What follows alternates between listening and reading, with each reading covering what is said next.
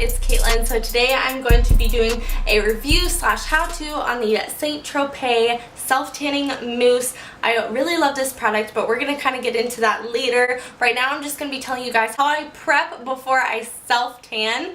And so the first thing I'll do is I'll go ahead and take a shower, obviously, and I will use this Flake Away. I really love this product. I got it from Target. It is amazing. One thing I can say about it is if you are a little bit sensitive to fragrance, this has a very strong fragrance to it. So if you do not like that, I would definitely recommend getting another product. But this one's really, really awesome, and it smells really nice, which I really like.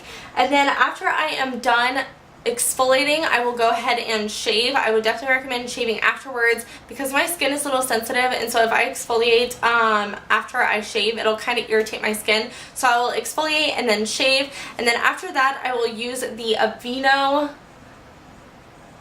fragrance-free moisturizer.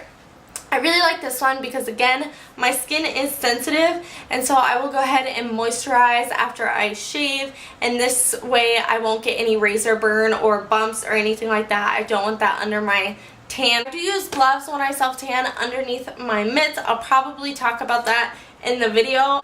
I only have one mitt, so that way I can kind of switch the mitt back and forth, and if I have one free hand, I don't accidentally touch myself and then make the underneath part of my hand orange, because that's a no-go for me. And one last thing I want to say before I get started is I have seen other videos say do not put on deodorant before or during the self-tan, especially with the St. Tropez. I don't know if it's all self-tanners, but apparently it can turn your armpits green. I've seen that in other videos as well as reviews, so be careful, don't do it. I've never tried it, so I don't know. If someone tries it, comment down below, but I've never tried it. So yeah, I would say don't put on deodorant before, but yeah, let's go ahead and get started. Guys, make sure that you shake up the product first. I did this before recording, and then you're going to go ahead and put on your gloves. I do this so that way if I accidentally touch anything, it doesn't turn the palms of my hands orange.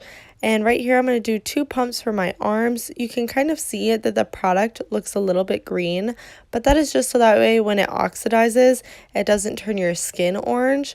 But yes, I will usually start on the top part of my arm where the sun hits first, doing long strokes up my arms, avoiding the elbows and not putting too much product on the elbows, just because your elbows are a little bit more dry and you don't want to put too much product back there. I usually do 1 or 2 strokes like you see here, just so that way too much product doesn't cling to my elbows.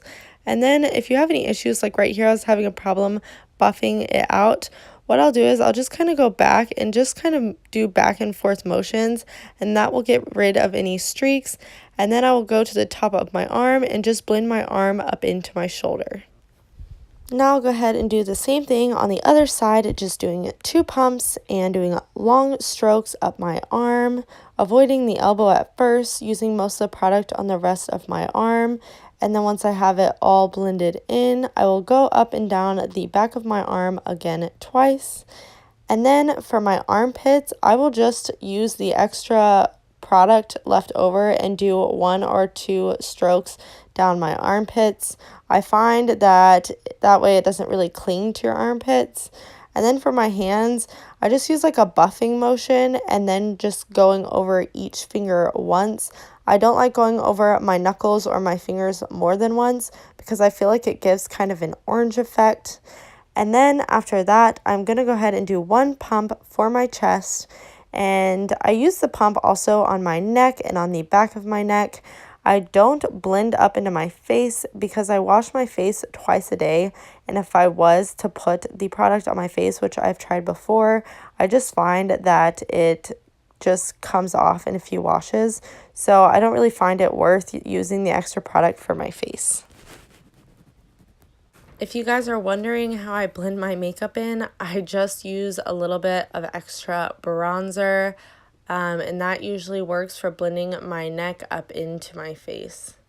For my stomach, I will do 2 pumps, and I will avoid my belly button at first. You don't want to put all the product on your belly button or else your belly button will be orange. Ignore my little food baby. I ate right before this. I don't even know if anyone's going to be able to see that, so I shouldn't even say that.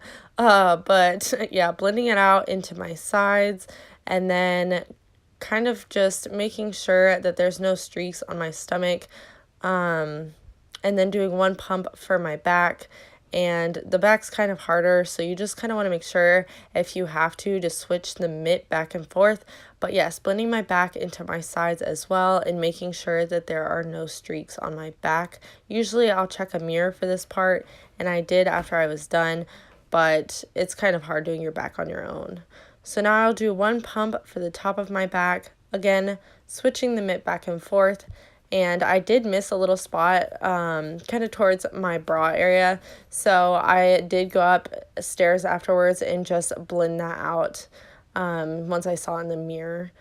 I will do my legs in segments, so I will do 2 pumps for the bottom of my leg, avoiding my knee first, just like my arm, just because this is a little bit more of a dry area, so I'll avoid my knee first, and then I will do 2 pumps for the top of my leg, so 4 pumps altogether, but I will do it in segments because your leg is a larger surface area, so you can tend to get a little bit more streaks there if you're not paying attention. So I find that if you kind of split it up in segments, you'll avoid this issue. And yeah, I would definitely recommend not going over the kneecaps more than like a few times, just because you don't want it clinging to your knees. And that the same goes for the back of your leg. You don't want to go over the crease of your leg more than once or twice because it'll turn it orange. For my feet, I'll do the same thing as my hands. I'll just kind of buff them out. And then after that, I'll go ahead and put on a loose shirt and then set a timer for 3 hours. This is me after, and this is me before and after. Alright guys, so after waiting 3 hours, I went ahead and rinsed off this self-tanner. What I'll do is I'll go ahead and get in the shower. Because I've already showered myself before the self-tanner and exfoliated and everything like that, you don't really have to go in and shower heavily. So what I'll do is I'll only put a little soap in my hands, and I'll just lightly, do not scrub or anything, but just go ahead and go over all the places where you've self-tanned. You don't want to scrub it off, but you do kind of want to clean off any extra stickiness or anything like that. And just so that way your skin feels smooth and normal again.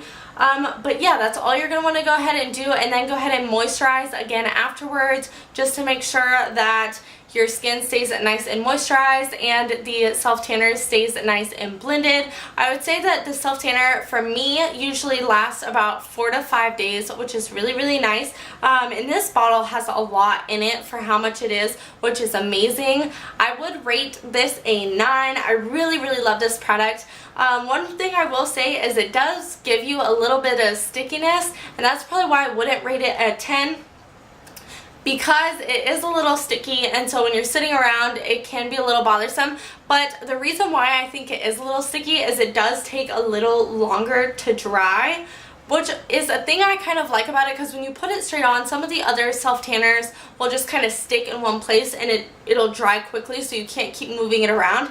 I like this one because if you start off with this one, like if this is your first one you ever use, if you accidentally put too much in one spot, you can keep like rubbing it around and it doesn't dry too quickly for you to keep putting it on. So it's kind of a give and take. Even though it takes a little bit longer to dry, which is something I like about it, it will kind of be a little bit sticky. The smell isn't too bad. A lot of the self-tanners and spray tans have that really strong smell to it. This one isn't too bad. You can smell it, but it's not as bad as other ones that I've seen. Spray tans that I've had before, it doesn't smell like that, which is awesome. And I think the tan itself looks really natural and not too oompa loompa-y. Yeah, it's amazing and I really, really like it.